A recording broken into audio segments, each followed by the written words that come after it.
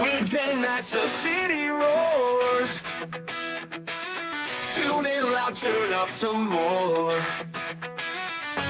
Cincinnati show, it's time to play. Sports with strawberry ice today. 5:30 sharp, don't be late. TTV, the sports awaits. Strawberry ice, he's on the mic, energy, it's good delight. Every touchdown, every goal. Feel the pulse, it's in your soul. Cincinnati heartbeats strong. Strawberry ice will lead the throng. Every touchdown, every goal. Feel the pulse that's in your soul. Cincinnati heartbeats strong. Strawberry ice will lead the throng. Feel the crowd, it's electric now. Shouting loud, they all know how. The CTV got what we crave. Sports with ice, it's waves and waves. Tigers strike and Bengals roar. Every game we want some more. Tune it in and feel the thrill. Strawberry ice, he's giving chills. 5:30 sharp, don't be late. TTV, the sports awaits. Strawberry ice, he's on the mic, energy, it's good delight.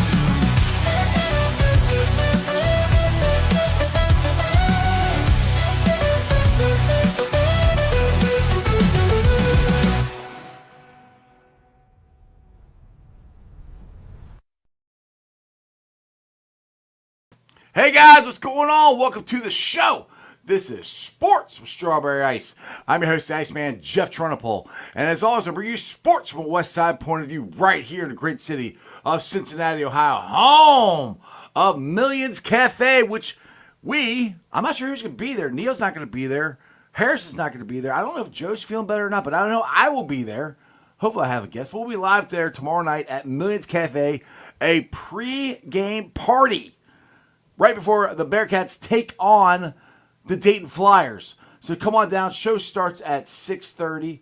Let's have some drinks, especially if you're going to go to the game. It's really close to, and I still call it the Coliseum. It's the Heritage Bank Arena. Come down, get lathered up. I mean, make sure you can drive and everything. Be safe. Make sure you get all lathered up and ready to go because you know what? It's in downtown Cincinnati. UC Nation, Bearcat Nation should be taking that stadium over tomorrow. So show up to Millions, go down to Heritage Bank, and watch the Bearcats dominate. And I mean, hopefully, I'm going to say it. They're going to dominate the Dayton Flyers. I'm excited to see it. All right, what's up there, everybody in the chat? We got Paul Painter's in there. Brad's in there. Jeremy's in there. Stranger's in there. What is going on, guys? Thanks for joining the show. Today's a very special day. I have he was here for a short time, but he was on one of the best teams ever. The 99 Bearcats. He's DerMarr Johnson. I can't wait to get him on. It's my pleasure. But let's get to my co-host for the evening. It's one of my boys, or one of the boys, who comes on the show a lot. He's Neil Meyer. Neil, what's going on, brother? What's going on, Jeff? How are you? I'm good, man. I'm good. I'm excited about Friday night. Bearcats got to go ahead and dominate the Flyers. This has got to happen. Yeah, no, most certainly. Definitely, you heard Wes Miller say it this week that they need the Cincinnati faithful down there because it's a neutral site environment. But last year, Dayton took over Heritage Bank Arena, and their fans took over. So had a great environment for the crosstown shootout. But you got nothing planned Friday night. Just head on downtown and go support the Bearcats. Yeah, go to Millions first and come see me, and then go down to Millions. That'd be the perfect way to do it. It's not that far. Anyway, I think he looks like he's all settled and ready to go. He's none other than former Bearcat DerMarr Johnson. What's up, man? How are you? I'm doing well. Thanks for coming on the show, man. I appreciate it. It's taken us a little while because we actually met like 2 years ago at the Bearcat game, which was a great time. The only time I've ever got to be in a suite at a game. So that was a good time there.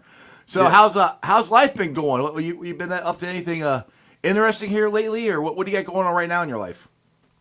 Just watching a lot of basketball, playing a lot of video games, just talking to a lot of my guys out there, my contacts and friends that's around world coaching. Keeping up with some of my former players. Just waiting to get back in the coaching game. Awesome. Well, hopefully you'll get back sometime soon. I know you had you did play on the player coach in a 3-on-3. Is that correct? The men's 3-on-3, the big three. That's what it's called. Yeah. Yeah. I played in the big three for the first 7 years. How was that experience, and how's that different than playing? I don't want to say regular basketball, because we all grew up playing 3-on-3, but this is a little more organized and it's a little different. What was that experience like? It was amazing. It was really like the NBA, just 3-on-3 in terms of the way we were treated. It's a bunch of ex NBA players. We're being coached by a lot of the older Hall of Fame guys that I know a lot of us looked up to. Iceman and George Gervin, Dr. J, Rick Barry, Michael Cooper, and a lot of those guys, Gary Payton, that we looked up to. And they treat us first class. We all in a hotel together, telling stories and having a good time. And then when it's game time come, guys out there about to fight. Yeah, exactly. It's game time. It's serious. And you get coached by the original Iceman, not me. I'm the second coming. He's the original Iceman. Right. So and I was compared to him a lot coming up too. Yeah, your game and his were very similar. I can totally agree with that. Now the Bearcats coming off the win of finally beating Xavier for the first time in, what was it? Has it been 6 years, Neil? Is that how long it was? 5 years. Yeah, 5 years. 5 years. And with that being with them finally getting a win and Wes Miller, the coach, what is your thoughts on finally beating Xavier, and how big of, because you only got to play them once, how big of a rivalry, and how much does that mean to you as a former Bearcat of the Bearcats beating Xavier? It's huge, man. I mean, it means a lot to me and all of the former players. That's been a part of that rivalry. It's not a small deal for us. We know how we feel about them guys, and it's been going on since. It's been 25 years for me, and it's been going on way before I got involved. And I didn't realize how big it was until I came back as a coach. Because when I played in that game, I was a 1 year here. And we were the number one team in the country and lost that game. I know. I remember. I didn't think we'd lose all year. And definitely that wouldn't have been the game I thought we would lose. But when I got in that game and I got caught on the floor when they stormed the floor, and I'm like, damn, this thing is really, really a huge deal for them. Right. But then when I came back as a coach, that's when I really felt it even more. Yeah. Good, Neil. You got something? Yeah, DerMarr, so you obviously were on Wes Miller's staff just 2 seasons ago. Talk us through your relationship with him, still in contact with him. Obviously, he helped you get that job at West Virginia. Just talk us through what it's like in the day-to-day life being so close with Wes Miller. Love Wes, man. He's been doing a great job. I'm so happy finally we got to beat Xavier, because I know it's a first for him. A day-to-day job with Wes is, we're grinding. We're in there working. This is what he lives and what he breathes is basketball. So, it's a lot of meetings. We're going over game plans all day. We might be in our office, practice is over, and he might just pull everybody down to the floor and just to go over some plays that he just thought of writing down, and just to see the timing of the play. We're going through it like we're the players, just to see how it will work. And it's just constant, trying to get better. He's really good at, making coaching his coaches to be prepared for, any situation. Exactly. Yeah, now, go ahead. Sorry. Was it a little awkward when you took that job at West Virginia and then having to play versus Cincinnati under Coach Eilert? And how was that kind of atmosphere on the opposite side of things? Absolutely. Because I've never had to put on another school's apparel. Right. When I got here, I played at UC. Did it burn a little bit when you put that on? Well, it didn't. Only thing that would burn would be Xavier. When I got to West Virginia, it sort of felt like an extension of home because of Coach Huggins. Right. And him being the reason that I was even in Cincinnati, and he's the reason that I left Cincinnati to go to West Virginia. So it didn't feel too far from home.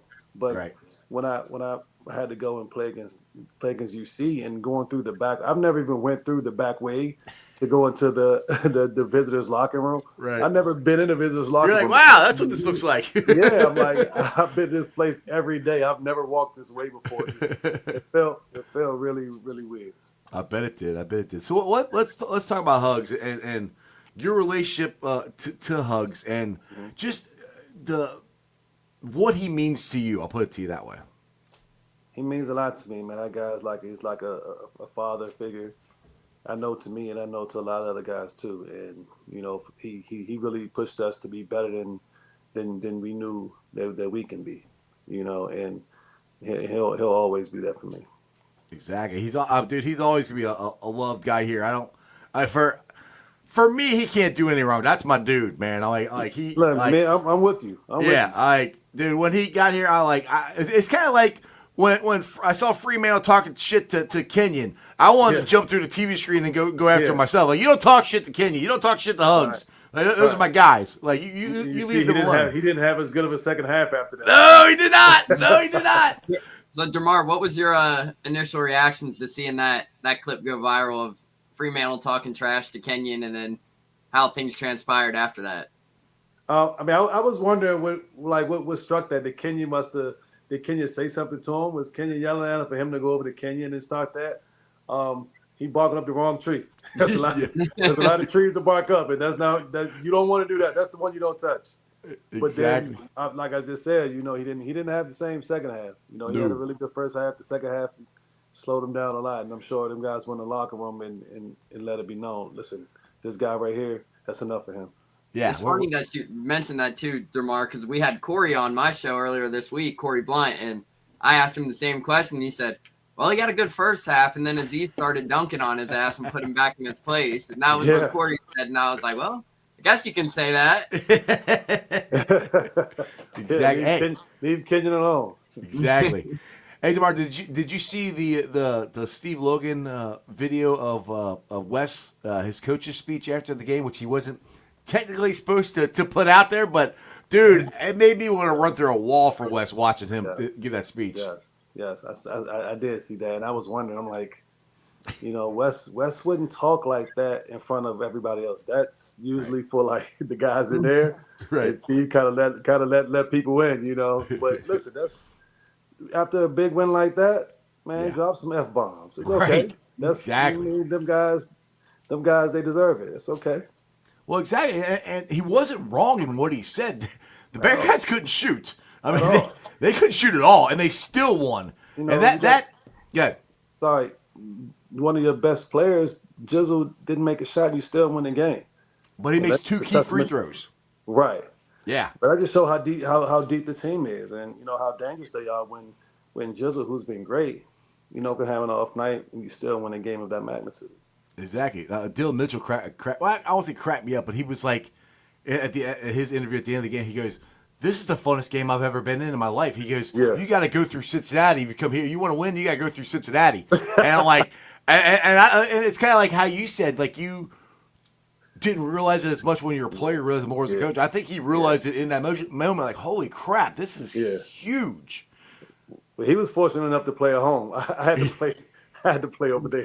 Right, exactly. Now, that's the next thing we need to do. We need to go to Cintas and actually get a win, because I didn't know this until a couple weeks ago that we haven't beat Xavier at Cintas ever. Like 2001 maybe, but never at Cintas. Never at Cintas. The only win came from the TBT team over there.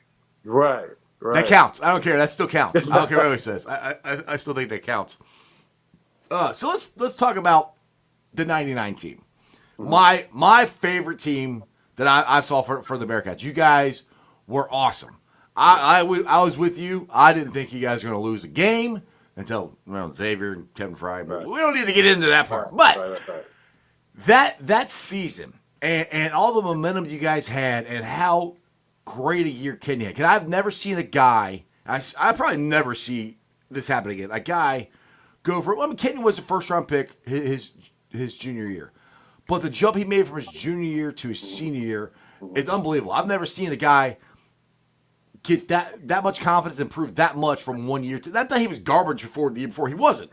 But he went from a lottery pick to the number one pick to the best player in college basketball. To having that guy and have the great year you had, and you were coming in being a one and done, and all the momentum on your side, to Kenyon breaking his leg, I will never forget this ever in my life with hearing Dan Hort, Kenyon is down. I'm like, what? I'm like, get up. And, the season was done. So and I still say this, you guys would have beat Michigan State. I don't think there's a doubt in my mind you would have beat. And that's the only reason Michigan State has got a championship, because Kenyon got hurt. What was that season like? Not the disappointment, just going up to that. How much fun was it? Your freshman year and everything, and first coming to Cincinnati and being part of that team. What was that whole season like? Going back to what you said, I thought the same thing. You know, when I first decided to come to Cincinnati, and coming in with Kenny Satterfield, I thought me and Kenny would have had to do a lot more of the scoring. Right. Because, you know, Bob Huggins' teams, especially in Kenyon, them guys, they were known for being tough, hard-nosed defenders, right. athletes. And to watch Kenyon just get better and better and better, like all year. And I didn't have to come to Cincinnati and score 20. I mean, I knew we was going to have a good team regardless. Even if, you know, Kenyon was a 10, 11-point score, we still would have been really good because we had a deep team. We had the guys that can, you know, fill those scoring voids. But he just took over so much of the team. When he went down, it just was, you know, we were so used to, here, Kenyon, do this. Kenyon, do that. Right. You know, and you know, we wasn't accustomed to playing without him. So the year was just, it was just a fun year. I didn't think we'd lose. We were beating up on teams. A lot of games we weren't even playing at the end of the game because, you know, we were crushing teams. A lot of teams seemed scared at the jump ball coming out against us. You know, having, you know, Jermaine Tate and Pete Michael and Kenyon, them guys were beasts. People forget about Pete Michael, how good he was. People always forget about Pete and how good he was. Mm-hmm. And so now I feel bad sometimes, like looking back, because Pete was like the guy on the team the year before. Right. And by me coming there, I felt like I may have hurt, you know, Pete's draft stock, because Pete might have been close to a 20-point scorer had, you know, me and Kenny not come there. At least had I not come there, you know, he'd have been dependent on the score a lot more than he did. Right. But Pete ended up having a great overseas career. I think Pete should have been, you know, an NBA player. But Pete was very important to our team, along with Kenyon. Then you got good freshmen, and Hanogue was a sophomore. Yep. You know, it was a completely loaded team, and you know, when Big Fella went out, it just took the wind out of everybody. Oh, it sucked. Like I said, Neil, were you old enough? You weren't even around. I know how old you were. You weren't even around then. He's the same age as my son. Yeah, I was born in '99. He wasn't even around. Wow. So. How's that make you feel, DerMarr? I mean, that makes me feel. Oh, I mean, like I said, he's the same age as my son, so I already know. I'm like, I'll be 50 in April, so I'm like, to me, '99 wasn't that long ago. Then you really think about it, like, holy crap, that's like 24, almost 25 years ago. Like, where did the time go? Yeah, I got a 22-year-old son. It's like what the hell happened to us, DerMarr? How we get so old? Time just flies, man. It don't seem like that. No, it don't at all. The time for some reason goes. Seems like it goes faster. Like, it doesn't seem how long ago I was just hitting 40. I'll be 50. I'm like, where'd those 10 years go? Like, anyway. Right. So, let's get back to Wes. And one thing that Wes has done that I love is he's bringing the older guys back, bringing you back, bringing Kenyon back, bringing Corey back. He's always got seats behind the bench for you guys. Anytime you want to show up, you come to the locker room, practice, all that stuff. Because I know when Hugs left, there was a divide for some of the four players, which I get. I mean, trust me, I was pissed off too. Yeah. But what has that been like? Have you guys brought back to the fold? What's it meant like to you guys, and what do you think it's meant to the program? Well, that's really important to us. And the part of my job when I was there, when he brought me on staff, was, you know, helping with that. We want these guys back because he comes from that family atmosphere in North Carolina. Them guys has always welcomed back, you know, the former players. The former players are part of the program. And, you know, Wes was just, you know, kind of bringing on that tradition over here, which it wasn't like that as much, you know. When Hugs left, it wasn't the same. Like, I never went back to Cincinnati until I came back with Mick after Hugs, because Hugs was gone. There was no reason. Right. I felt no reason to come back. And then when I came back, you had no connection anymore. Right. But then when I came back, I mean, I felt so much love from the city, and I was like, damn, I didn't, you know, I was gone so fast. Right. I didn't realize these people would even remember me. Oh, you know? we remember. Right. So now, and that's what I always say. I'm so glad I didn't go straight out of high school to college because that was supposed. I mean, straight out of high school to the NBA because that was supposed to be a thing for me. But now I have Cincinnati as that home for me, and I wouldn't have had that had I went straight to the NBA because the fans and the people in Cincinnati, they show me so much love. It's amazing, and I love what Wes is doing. Having because some guys that they'll get bad tickets to the game sometimes, even though they want to go. They're in the 200s. Right. Wes leaving that.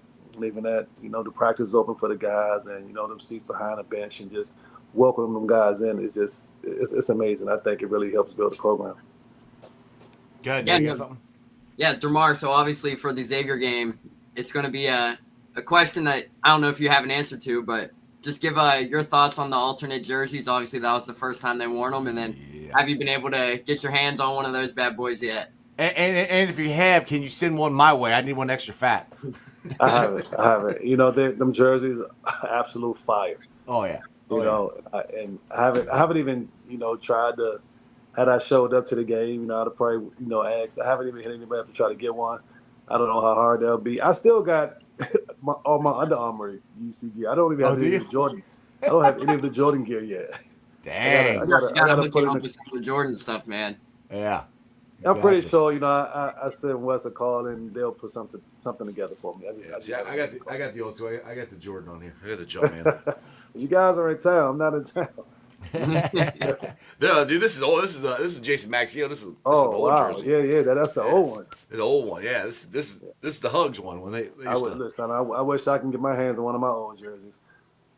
That would be cool. That would be real cool. I got two Bearcat jerseys. I got this one, and then I got Oscar. I got the Big O. Those are my two nice. Bearcat jerseys.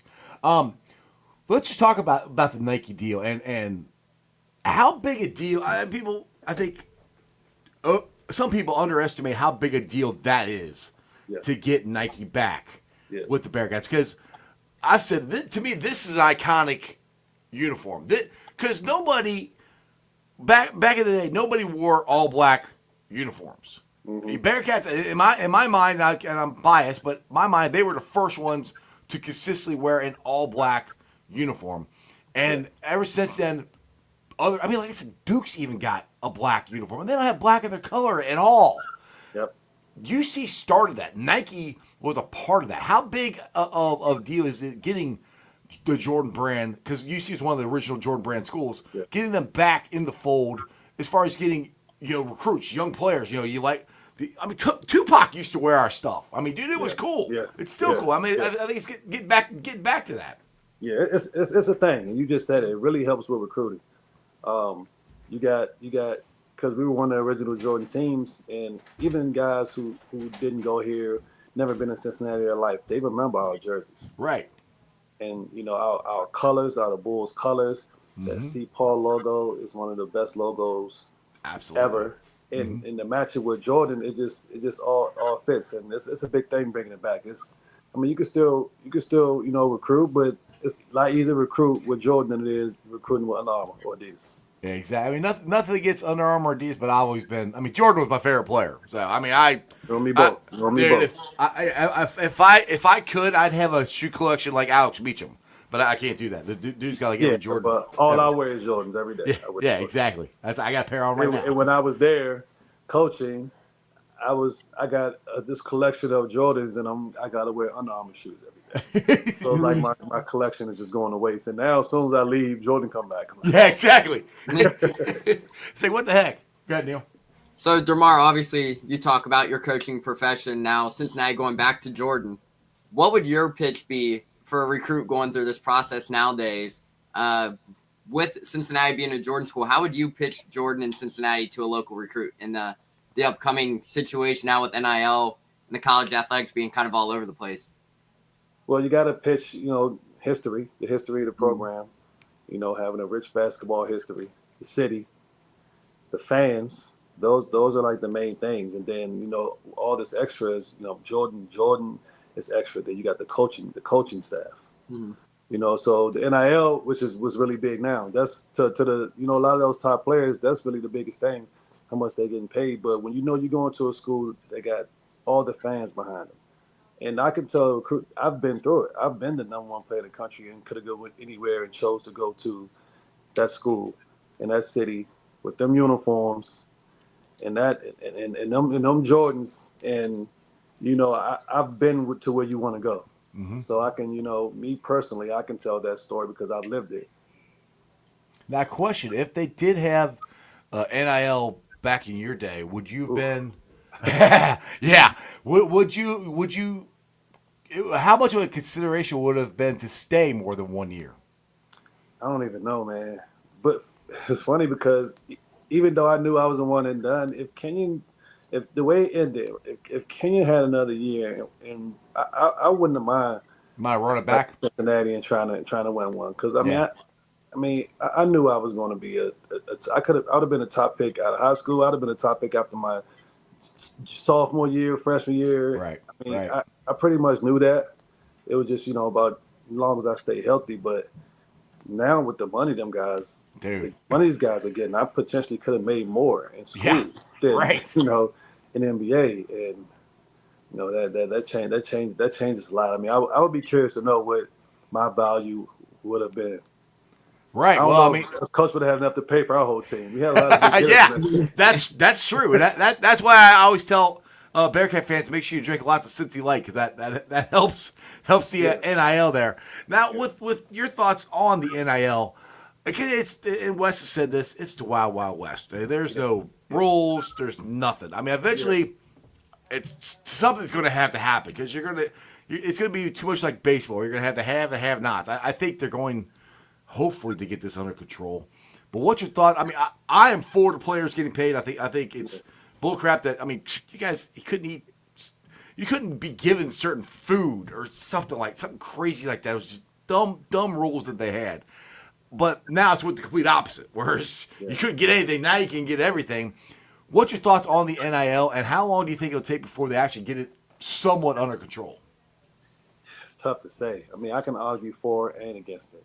I'm with you. I mean, these guys are getting a chance to get paid is a huge thing for them and their families. Because coaches get compensated pretty well, and I remember being in school and not having food. And again, I'm like, man, that's ridiculous. I could have just went to the NBA. I'm a year away from going to the NBA. I'm the best player and coming out of high school, and yet, I mean, I don't have $1. Right. But and then it also makes it tough when that's all the guys are going after.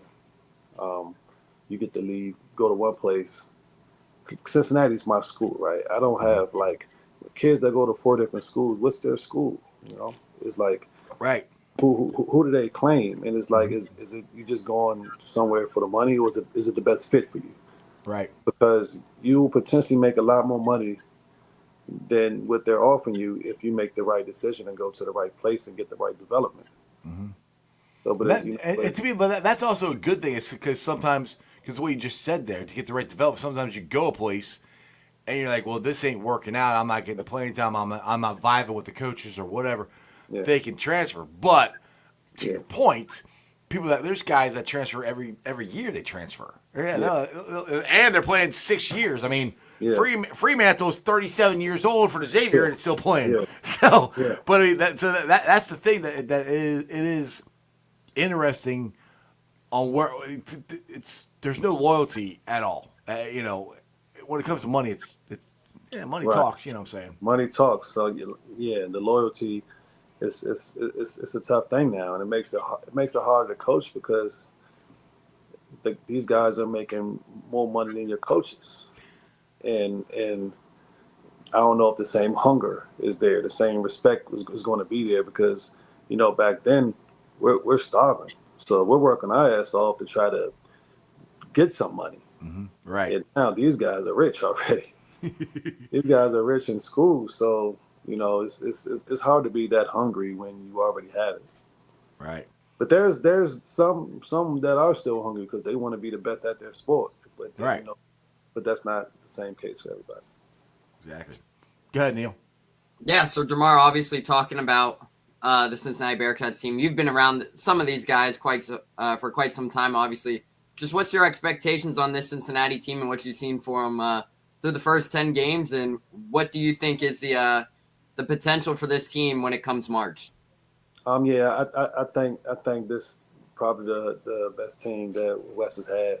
Hmm. And even when I came to the preseason game against Ohio State, I'm like, oh yeah, this looked like a real team here. And especially when, once Dan get back full strength, Hmm.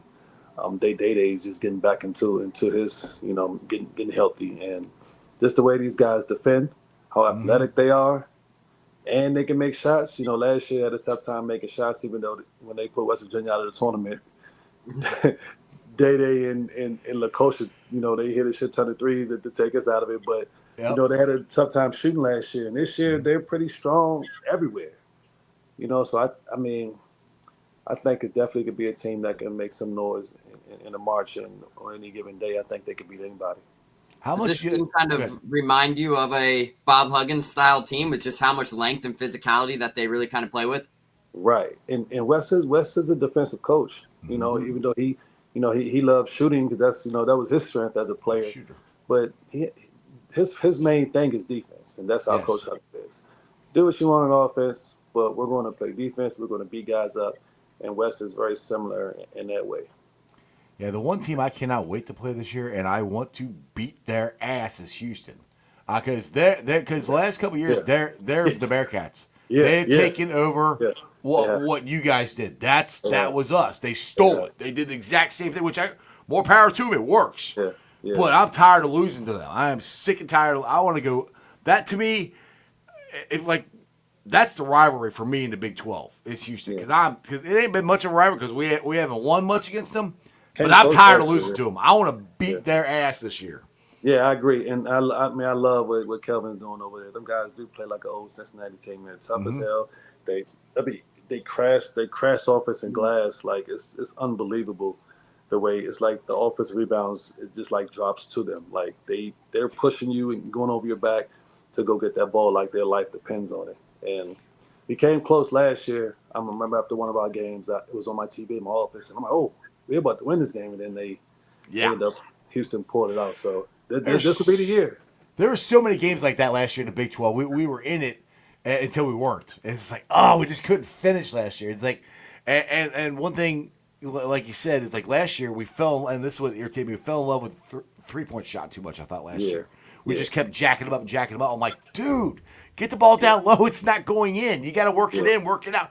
And it's just But it yeah, seems like this year's team's different. I hope they learned from what happened last year. And I think the Xavier game proved that. yeah, Now, Seamosh still couldn't hit a 3-pointer.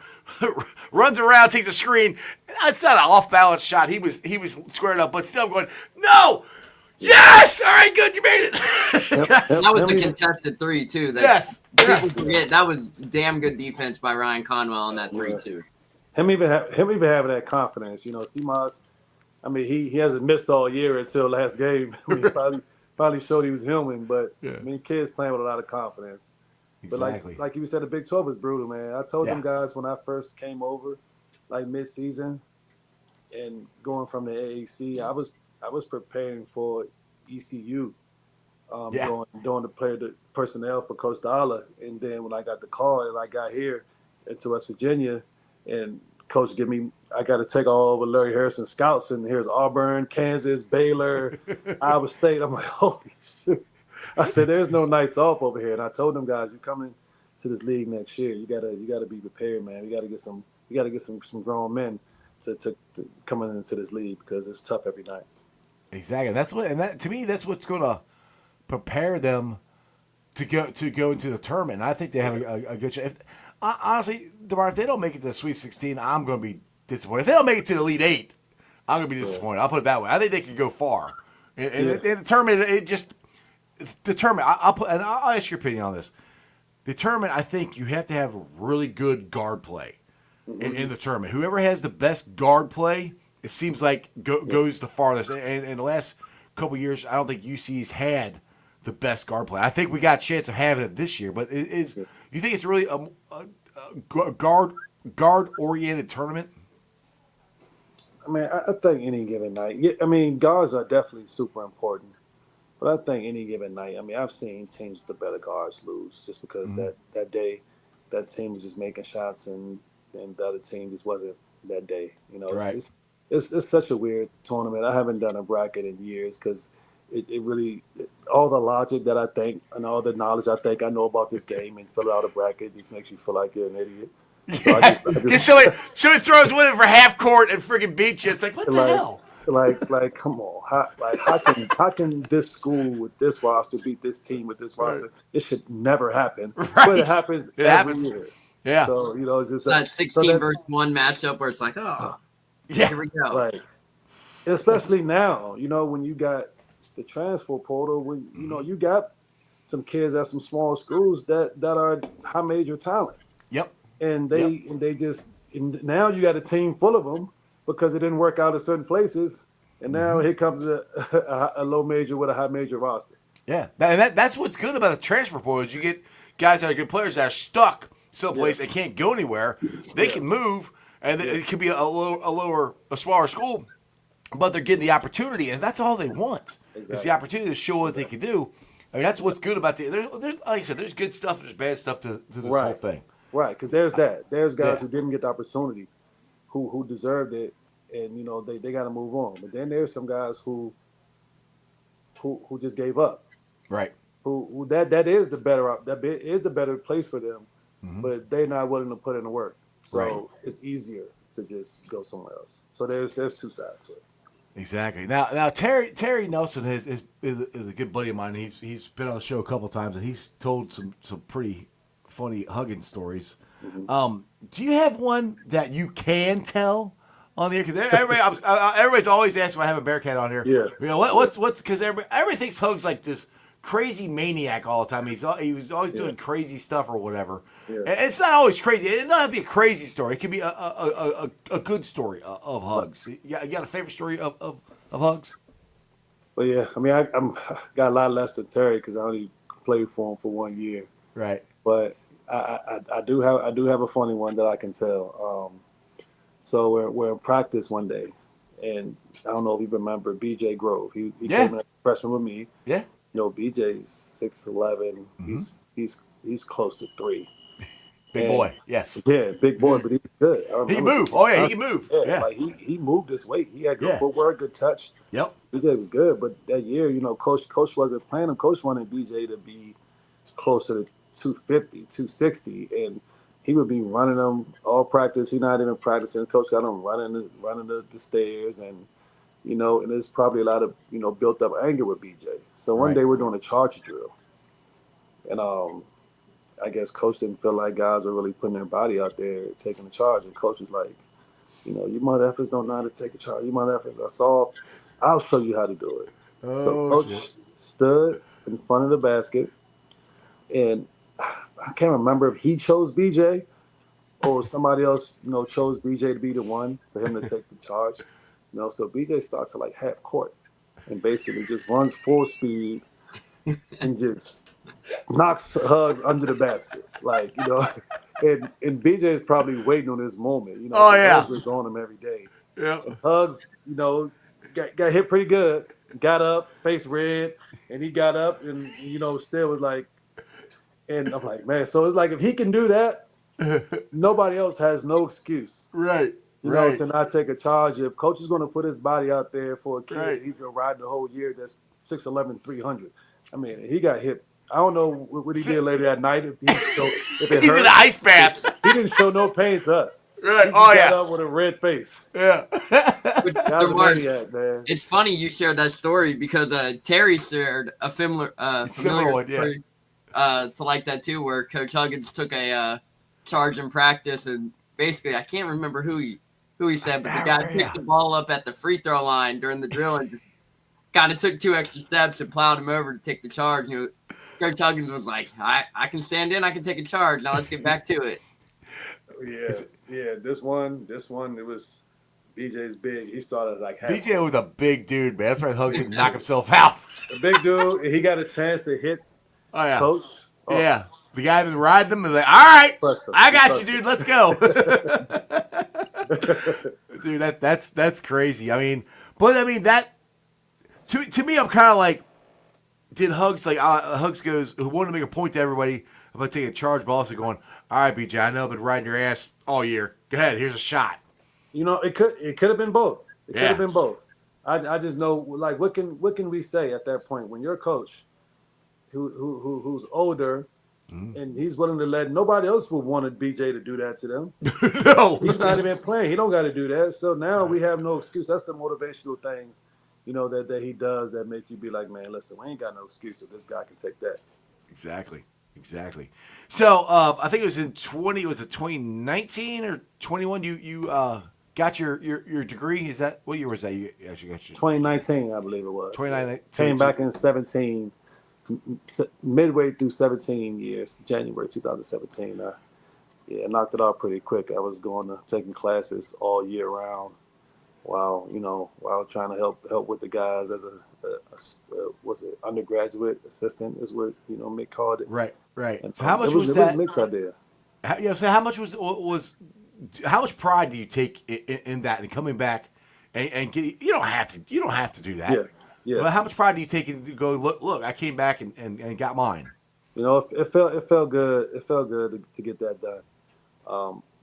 I started taking a little bit of classes in NBA after I left school, but I didn't keep up with it. Never really, thought about if I've ever had the time to do it. Right. When Mick hit me up and it was like, man, I think you should come back here and finish school and help. And that's a sacrifice I took. I was still playing ball overseas at this time. And Oh wow. I remember being in practice and I'm getting jobs, $40,000 a month to go play in Dubai. And I'm like, look, I can't even take this. I committed to, coming here and finishing school and helping coach. Right. And I got it done. And for especially guys like me, like I know some guys come back because they left their scene. They missed 1 year. Yeah, I had to basically start over. Yeah, you missed. Yeah, you missed. You were only here 1 year, so yeah, you almost had to do the whole thing over. I didn't finish that year. I left in March after we lost in the tournament. I was out. Of it. Yeah. So I was able to keep a few credits, not a lot. So I basically had to start over. But I just knew this time. I knew I was leaving after 1 year. So that first time around, so it didn't much matter. This time, Right. like I made the dean's list my first semester back. That's awesome. Like, right. Yeah. I know I'm here to get this done. Right. I'm Right. trying to, and it felt good. It felt good. It was hard work because I'm in practice every day. I'm traveling, and even in the summers, and I'm taking 6 classes, 5 classes, 7 classes, and and I got it done, and they can never take that from me. Exactly. That's the cool thing because, like I said, it's something you didn't have to do it. I mean, you already made your money. You're already working. You go get a job, coaching anywhere. Right. I mean, if I wanted to go to the NBA, I don't need a degree to coach in the NBA. It just helped open up the door for me to be able to coach collegiate. Yeah, that's cool though. That's really cool. I thought that was awesome when you got to do that because the thing is like it's hard just for when you stop going to school. Unless you're somebody who likes school. I mean, I didn't like school. I was never good at it. Right. Which people just, if you follow me on Twitter, you see my spelling. I'm not good at any of that stuff. But to get yourself to go back and do it and finish it, I give you lots of props for it because I know I don't want to do it because I went to UC for a semester and dropped out. So I went to UC less than you did. So Right. I know how hard it is to try to come back and get that. So that's a great accomplishment. So I praise you on that one, man. My I friend. appreciate it. That's just something else I can tell my kids and something else I can tell recruits and players that we have. I was able to be where you want to go, but I still finish my degree and it's I feel good about it. It's helped me. My mom was proud, and now That's the best part right there. Making your mom proud. Yeah, Right. that's the best part right there. right. Now, is that something too, DerMarr, that if you, obviously being in the coaching profession, if you know a guy is going to the league after 1 year, do you kind of throw it out there and be like, hey, we know this is where you want to go, but you can always come back and get that degree? Or how do those conversations really go? Yeah, I mean, for certain guys, like you said, guy like that was in my shoes, you can come back and get your degree at any time. Now, if you have a chance to be one of those special talents, focus on your career and being the best player you can be, and then The NBA does a great job of helping guys also finish school. Like the NBA helped pay for a lot of my when I came back to UC. Oh, also. really? Okay. Yeah. That's cool. They help. They do a good job with that. But you can always, like I did, I came back 17 years later. You can always finish school, but you need to work on I guess being the best player you can be while you can, because them knees are gonna give up at some point. Exactly. Now talk about one and done. The Bearcats are most likely will have a guy who's most likely one and done coming in next year, and to be the first one we've had probably since I think Lance Stevenson was the last one we had, right? Yeah. Neil? Mm-hmm. Yep, 2013. What advice, if you got a chance to talk to, what advice would you give him? Well, see, I've only seen highlights of the kid play. I don't want to put that pressure on him of making him be a one and done. Because there's guys who are really good in high school. When you get to certain places, and it just doesn't click for them right away. Mm-hmm. It takes time for it to click. So I don't want to assume the kid's a one and done. I want the kid to get better, be the best player he can be, and then we'll see what happens from there. So what do you think where do you think a better place to develop your game is? Like a lot, because when I grew up, everybody, a lot of guys stayed until they were ready to go to the league, until their game was, I won't say fully matured, but pretty much there. Now, it seems like they take just more raw talent and try to mold it into the league. What's your idea? Is it better to try to stay in college? I would say it's not as long as you can, but stay in college a little longer, or hurry up and get to the league as fast as you can. It just depends on the player. I mean, I think his phone might have died.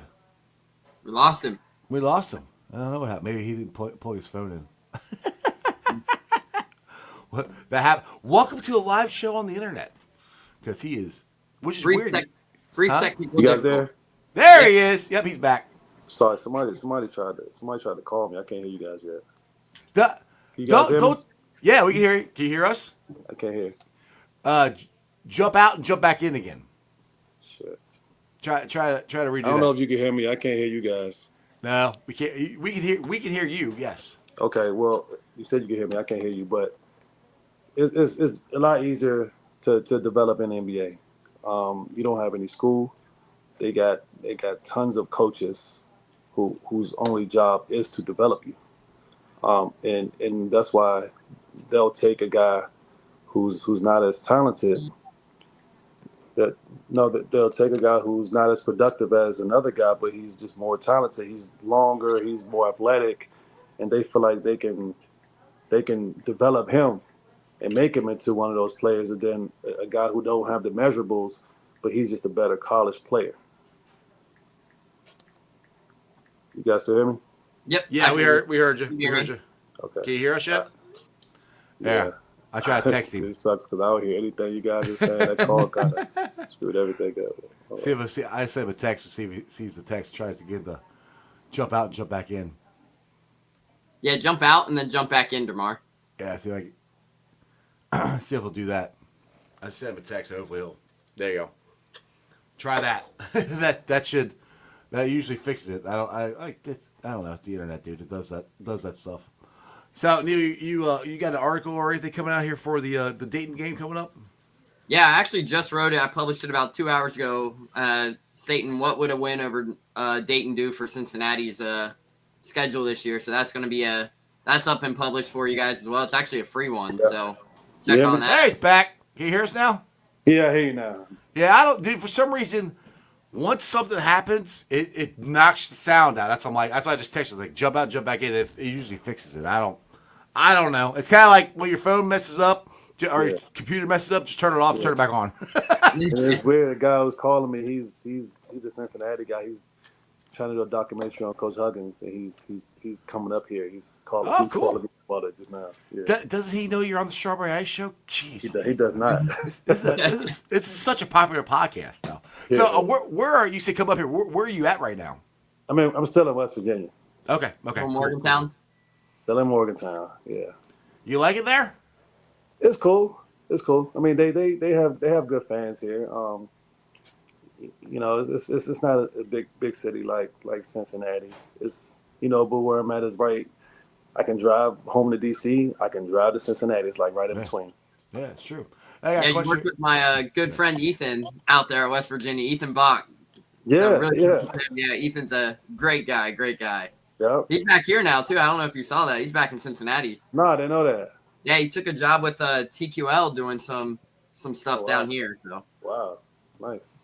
So, we got a question here from the chat. Paul Painter says, Mr. Johnson, how does the transfer portal affect JUCOs? How does it affect JUCOs? I just seen something now with JUCOs. They get to play all 4 years. They just passed something.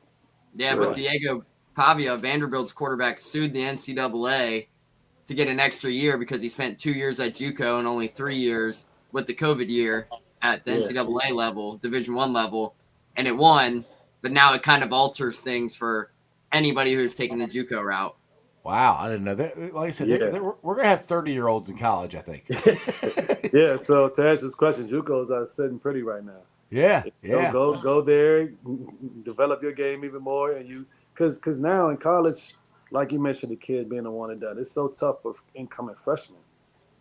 It's because it's hard to win. It's hard to win with a bunch of young guys like the Fab Five back in the day. You got 24-year-olds, 25-year-olds on teams.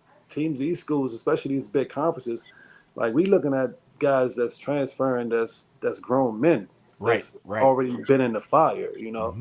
It's tough. It's tough unless you're a really good freshman. Well, it's like you just said. It's just say you have like Calipari used to have a whole bunch of one and dones, and then you get a school where a whole bunch of guys who play college for a while have been at different schools, but they all came together at this one school. Right. But they're 24, 25 years old. Yeah. They're grown men going against 18, 19-year-olds, which the 18, Yeah. 19-year-olds might be more talented, but there's you can't replace experience and how you handle things, because you're gonna handle something way better at 25 than you are at 19. There's so much dumb crap I did when I was 19. I'm glad there's no phones or anything back then, because there'd be a lot of dumb videos of me doing something stupid. Yeah, that's the thing about our team. We had good freshmen, with me. You had a good balance. McDonald's All-American. Yeah. Leonard Stokes, Mr. New York, and we had also good seniors. But then Coach Huggins' Final Four team here at West Virginia, he beat Kentucky with John Wall and DeMarcus Cousins. Yep, exactly. He had grown men on that team. I remember that team because that was, I want to say 2 years or 3 years after he left UC, and I was still mad at UC. I still was a Bearcat fan. I was still mad, but I was so happy for Hugs. I was like, yes. I was like, because I used to always defend Hugs, because I had those years, which I don't count your guys' year in one of these, even though it was you lost the second round. But there's so many years that Hugs lost in the second round, and I'm like, it was all. I remember one. I think it was against West Virginia. I think it was 95 or 96. It was a half court shot that they beat him on. It's like, and they're like, oh, Huggins, you guys. I remember this. People would say, like, you guys got to get a better coach. I'm like, no. I said, Huggins is fine. I said, we're going to get through this. We're going. And I wish so badly that he could at least got 1 year in the Big East, to take what he had, because the team he had that was coming in was going to be really freaking good. Yeah. It was going to be really good that year. Michael and OJ. And It would be really damn good. And it just, that's the other part that pissed me off. That's like, they went to the Big East, and Mick had nothing. He had two guys or one guy left over. And it took him twice as long to get it back to where he had it. And that's what kind of irritates me with Fickle and leaving the year before we go to the Big 12. It's like,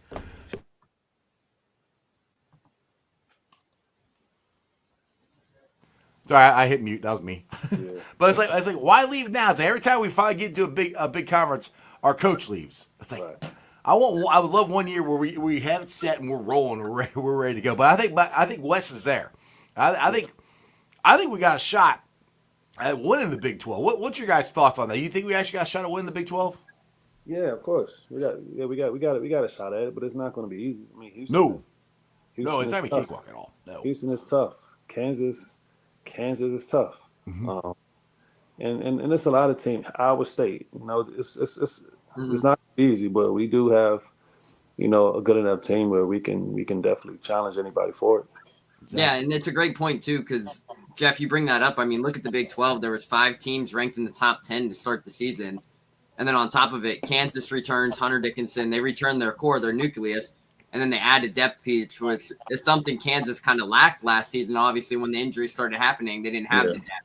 But 5 teams yeah, in the top 10, it's going to be tough, but they're definitely right up there with them. I mean, you look at the first Ken Palm rankings, there were 6 teams from the Big 12 within the top 15. Cincinnati yeah. was sitting at 11, but that just shows clear evidence of why the Big 12 is the best conference in America. And I always see the debate, Big East is better than Big 12. It's no debate that the Big Nope. 12 is better than the I, Big East. I, I saw Seth Greenberg saying that the ACC was the best one. I'm like, get No, out of here. Are you no way. serious? It's not even close. I mean, Yeah, we got Big 12's got a chance to get 7, 8 teams in the tournament. yeah, Nobody's gonna come close to that. It's yeah. every night in the Big 12 is a quad 1, quad 2 win or opportunity versus a top 25 opponent, essentially. Yep, yep. And they keep adding powerhouses. Yeah, exactly. It's gonna be a gauntlet. Well, DerMarr, you've been on for 56 minutes, man. I appreciate you coming on. It was nice meeting you a couple years ago, and if you're ever in town again, let's get together, have a beer, and go watch some Bearcats, man. And I hope good luck to you in your next endeavor, coaching somewhere. Hopefully, Yep, get you back here at UC. That'd be cool. that'd be great. Yeah, I'd be for it. I You appreciate got you guys having me on, man. no problem. You got No anything you problem. want to Thank you, plug Mark. before I let you go? No, nothing to plug here. I'm just, just like you guys, hoping our Bearcats, make a good run at it this year. Are we gonna see you at potentially Fifth Third Arena later this year, DerMarr? Yeah, I'm pretty sure I'll make a game. I mean, it'd have been nice. The Xavier game would have been the one to make, but I traveled the 2 weekends before. I was a little beat, so I didn't feel like feel like going. That means you're getting old, DerMarr. You're getting old. Yeah, yeah. This still my home. I still got a place there, and I'm sure I'll be popping up at some point. Awesome, awesome. Not a Well, problem. well, thanks for coming on. I'd love to get you on again sometime during the season if we Yeah, can. just let me know. Awesome, dude. Appreciate you, man. Thanks, DerMarr. Thanks, guys. Thanks, Take it DerMarr. easy. All right, guys. Hope you enjoyed this as much as I did. Neil, go ahead, plug some more stuff before I get you out of here. Yeah, so you guys can follow me over at MeyerNeil6 on Twitter, Cincinnati.rivals.com. I just dropped a new article that I was talking about earlier, talking about the importance of the Dayton game tomorrow night for Cincinnati. Obviously, I won't be there. I got some prior obligations. My boy's getting married, so I won't be in attendance for the game tomorrow. He's gonna be out there breakdancing at the wedding. I'm going to be celebrating the next step in his life. So overall, you can follow me on CincinnatiRivals.com. We just dropped a new episode of Bearcat Blitz today as well. So that came out this morning, and me, Alex, and JT are going to be back early in the morning with another episode of this, the Bearcat Tip-Off Talk as well, recapping Xavier, talking Dayton. It's going to be a fun day for Bearcats tomorrow. And Neil's very excited about getting up early and doing this pod at 7 a.m. Yeah, we're filming at 7 a.m., and we're going to have it clipped up and ready for everybody by 10 o'clock. So get ready, guys. Get ready. There you go. All right, Neil. Appreciate you, man. I will see you Monday. We're going to be at Newport on the Levee on Monday. Sounds good. Yeah, I'll see you guys then. All right, brother. Take it easy. Have fun. See ya. Again. All right, guys. Hope you enjoyed that as much as I did. Go follow Neil. DerMarr is freaking awesome. Thursday night football tonight. If you're wondering the best case scenario for the Bengals to make the playoffs, we're rooting for the Chargers. The Chargers beat Denver. We beat Denver next week. Then I think they play the Chiefs to end the season. That's, to me, is the best chance out, because just say Denver beats if Denver beats the Chargers, you still have a chance with the Chargers losing out, but they play two crappy teams. So the harder schedule of the two is Denver. That's why Bengals fans should be rooting for the Chargers tonight. So there's still a chance. We need Denver to lose every single game, which is 3 of them, which it can't happen. It can. And the Bengals got to win all of them. They have to win all of them. And it's a big, long shot. But to me, this shows the character of this team, that they're still in this, that they're still fighting hard, that Zach Taylor has not lost the locker room, as some people like to point out, saying that he has, that Joe hasn't given up on him. All that narrative, I think, has been proven to be out the window the last 2 weeks, the way this team has fought and scratched and clawed to get. Now, I know the Dallas game, Dallas basically gave us the game, but that might be the momentum, the ball finally bouncing the Bengals' way to change what's been happening. Because nothing has went the Bengals' way up until that point. So who knows? We'll see what happens. It's still fun to watch. We see what's going on. Gives us something to talk about instead of talking draft. As I don't want to talk draft yet because we got 3 months of draft talk. So Bearcats take on Dayton Flyers tomorrow night at Heritage Bank Arena. Again, I will be live at Millions Cafe at 6:30 tomorrow night, right there at Mount Lookout Square. You can come up there for a pregame show. Again, I don't know who's going to be my guest because Neil's not going to be there. Harrison's got to work. I'm hoping Joe Farson can be there. I think he can be there. He was feeling a little under the weather, so I have not heard from him today. So I hope he's doing all right. But I gotta find out if he's going to join. If not, I gotta find somebody. But come, I'll be at Millions. It's gonna be a good time. I do think UC is going to win this game. It's going to be a close game because Dayton's a good team. I mean, they're both ranked. First time they've both been ranked since, I think, 2019. It's going to be a tough game. It's good going from Xavier to Dayton, and then Bradley's next, and then you got the Big 12. So the trap game for me is Bradley because you got Dayton, and then you got the Big 12. So we'll see what happens. I think they show up tomorrow night and play really good, but we'll find out. Join us at Millions. Let me get to the show sponsors, and I appreciate every single one of them. They're Priority Lawn and Landscaping.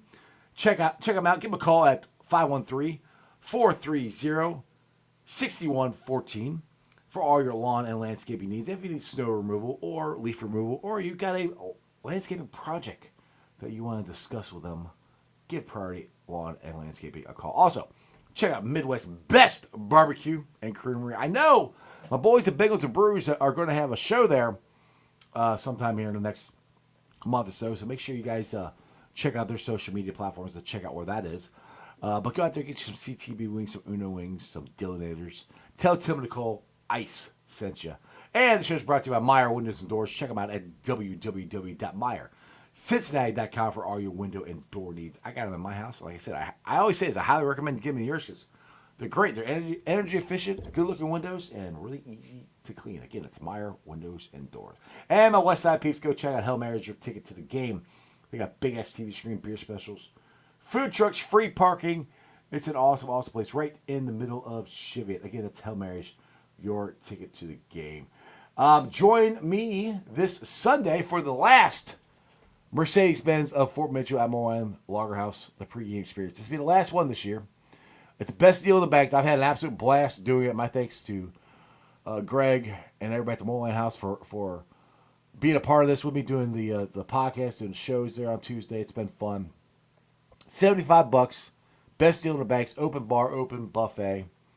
It's an awesome, awesome time. I'll be down there DJing and, well, I don't like I say podcasting. Since I'm DJing and playing the music now, I might do a little video, but make sure you follow my Twitter and stuff. I'll be putting things on there. There's no show this week or next week at Moorline. I'll be doing, well, actually, I won't be doing a show Tuesday because Christmas Eve. I will be no show Tuesday. There will be a show Monday. I'll be at Newport on the Levee. I'll be doing it before Bengals Now. So no show Tuesday. Probably Wednesday, Thursday. I know there'll be a show Friday for sure because I'll be at Million. So make sure, like I said, make sure you guys are subscribed to the channel. That way you don't have to worry about when the show is. If I have a show, it'll notify you that I have a show. So other than that, you guys have a wonderful day.